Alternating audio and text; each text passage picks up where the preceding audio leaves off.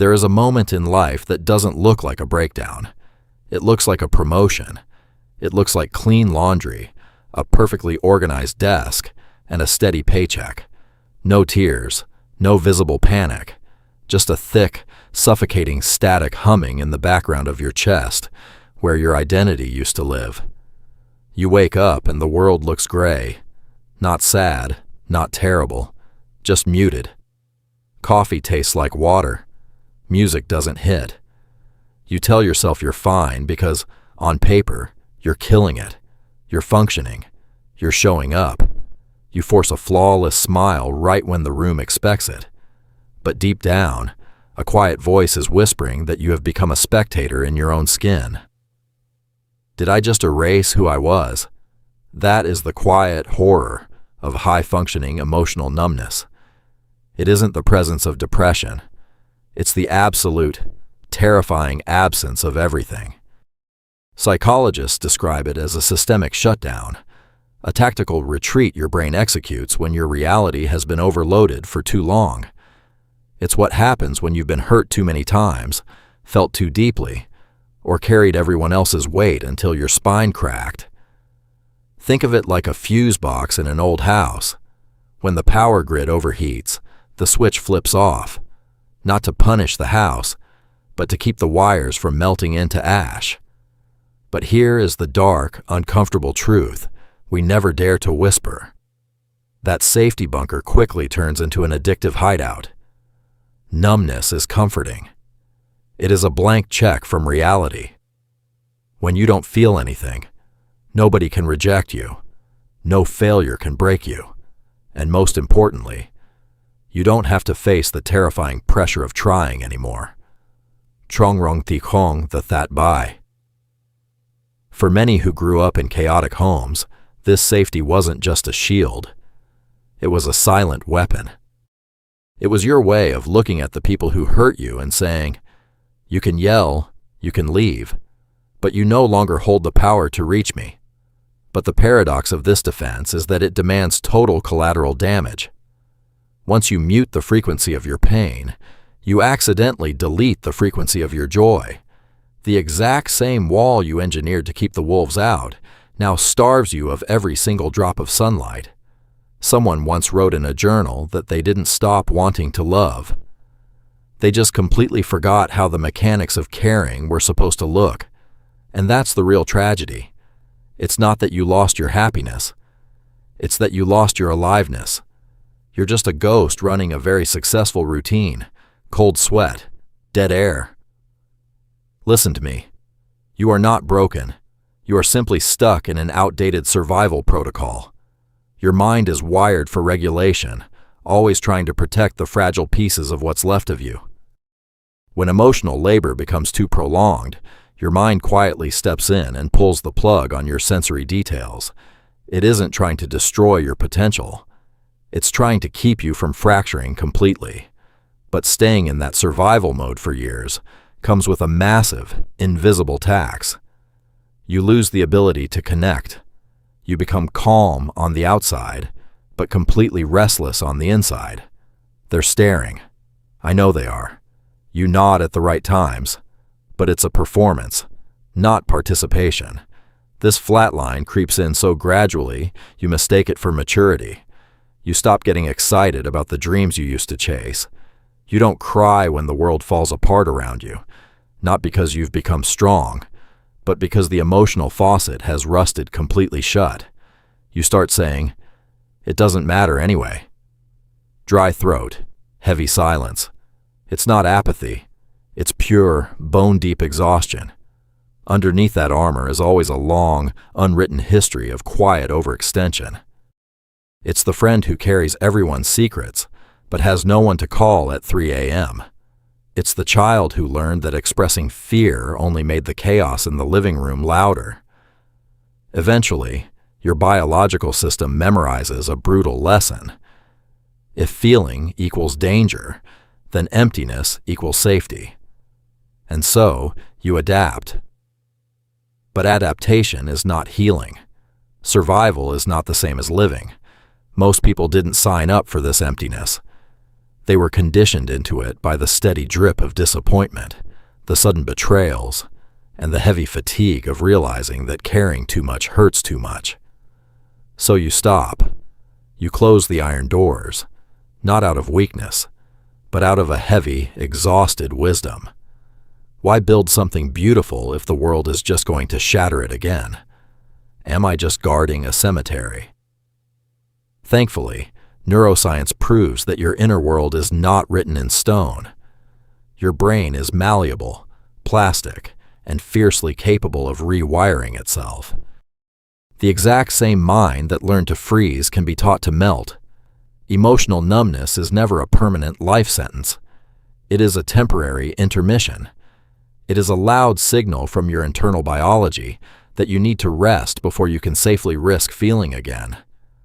But that recovery is slow, it's messy, and it is incredibly uncomfortable. Here is what the self-help books never tell you about coming back to life. Thawing out after being frozen. Hurts. It aches. It tingles with a strange, unpredictable friction. When the numbness finally begins to dissolve, you don't instantly feel happy. Instead, you feel a sudden surge of random irritation, bursts of unexplained anxiety, or a heavy, ancient sadness. Do not panic when this happens. Do not reach for your phone to scroll the discomfort away. That raw, stinging ache isn't a relapse. It is the exact moment the blood starts rushing back into a limb that has been dead for years. Slowly, the texture of reality returns. You start to notice the way morning light hits your kitchen counter.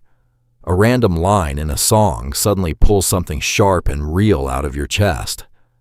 Those moments, as fragile as they are absolute proof that you are clawing your way back to the surface. Numbness was never the absence of emotion. It was just the heavy suppression of it.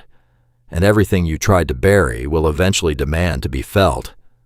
When you finally stop running from the storm inside you, you start remembering the person you were before the world made you so careful. Before you started mistaking a lack of pulse for strength. Your numbness isn't a character flaw. It's a scar from a war you fought in absolute silence. If you peel that scar back gently, without judging the time it takes, you will find a profound, beautiful sensitivity waiting underneath. You aren't cold. You are a sensitive soul who simply went into hiding because the environment kept screaming that you were too much. Research shows that people who experience this flatline often possess an incredible capacity for empathy once they reconnect. They were the ones who noticed every shift in someone's eyes, remembered every tone, and felt every unspoken tension in the room. You were built for deep connection. But connection became the exact source of your trauma. So they shut the door. But time alone won't open it. Numbness isn't a time-based issue. It's a trust-based reality. You don't just wake up one morning and suddenly feel whole.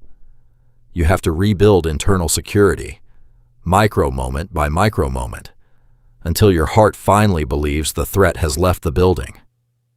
People think numb individuals are detached or heartless, but the truth is, they are just paralyzed by fear, terrified of being flooded, terrified of losing control, terrified of feeling every single thing all at once after tasting nothing for so long.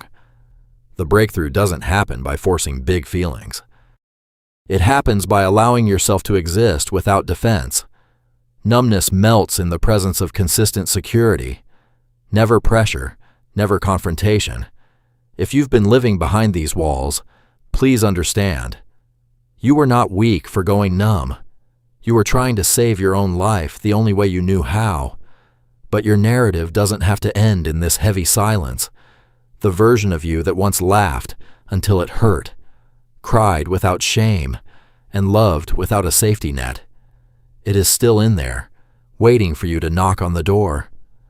Maybe the first knock isn't loud. Maybe it's just a quiet, honest whisper. I miss feeling alive. Stop waiting for the perfect circumstances to fix you. Numbness doesn't come from the chaos itself. It thrives in the aftermath. It's the quiet after the storm, when you look around the empty room and realize everything has changed, and somehow so have you. In that silence, your mind keeps scanning for danger even when the danger has been gone for years. You aren't empty. You are just guarding the very last fragments of your energy.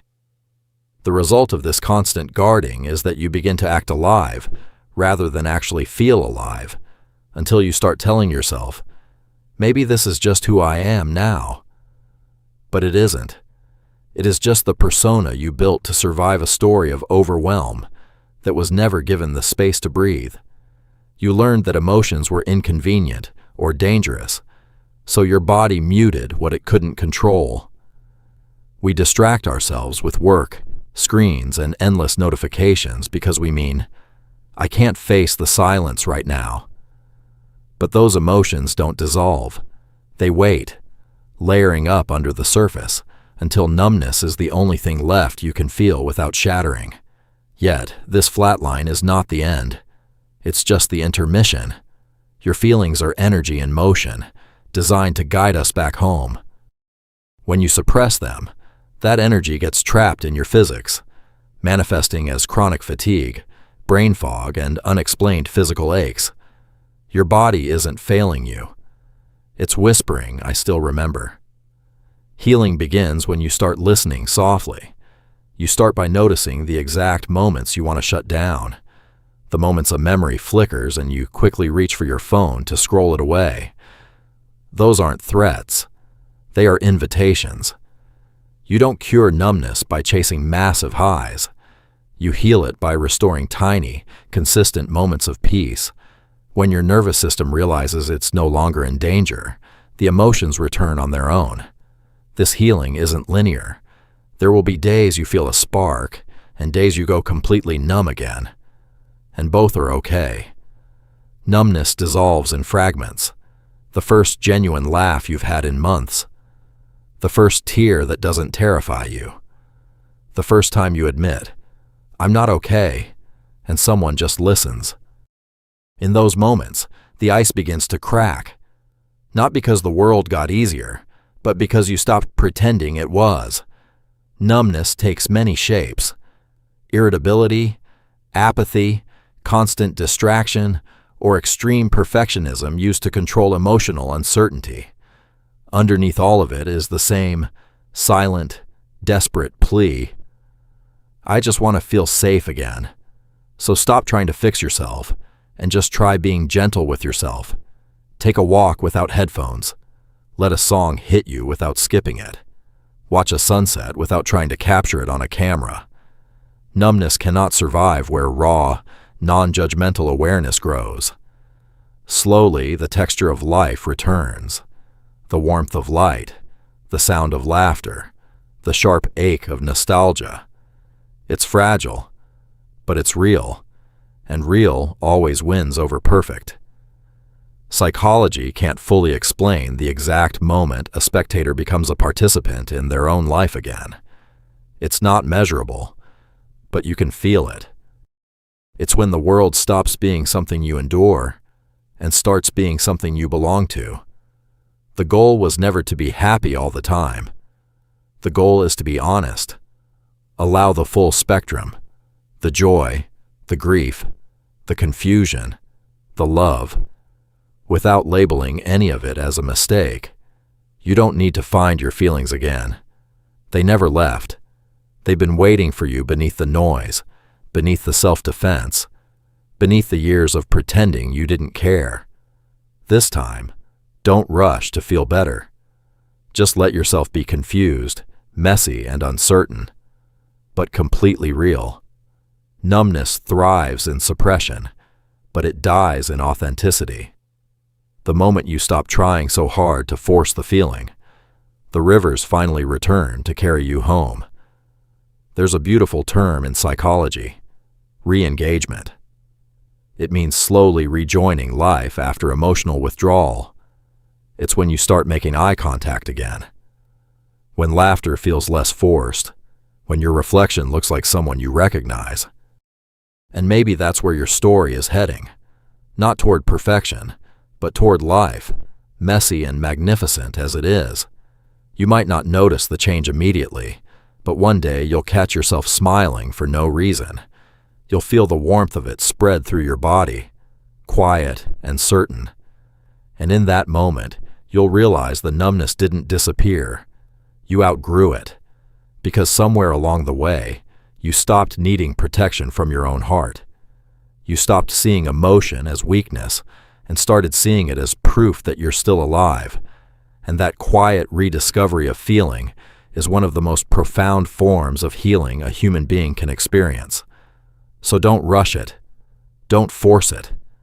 Just keep living, even quietly, even clumsily, until one day you wake up and realize the silence inside you has been replaced by something softer, something warm, something alive.